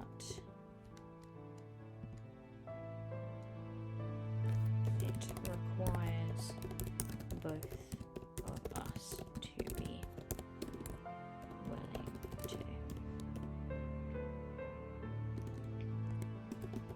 There is a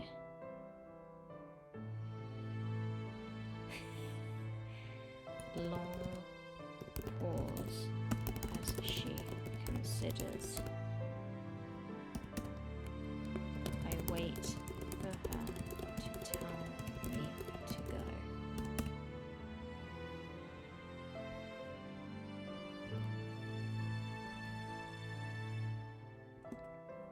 But then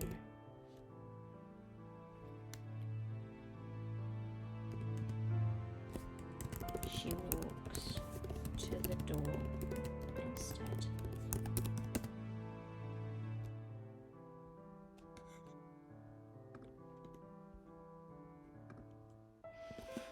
I cannot tell you the exact nature of it.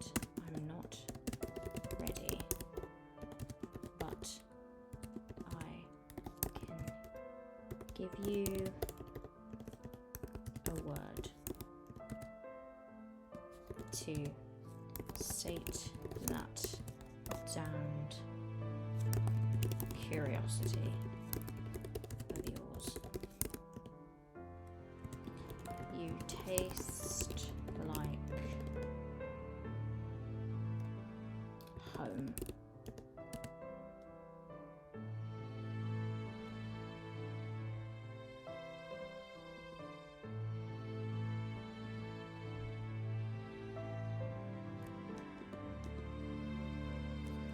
I blink.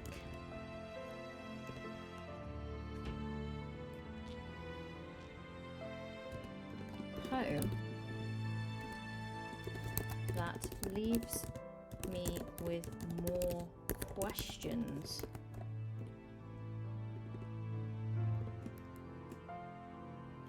Rest. She insists firmly. Then walks out. All right.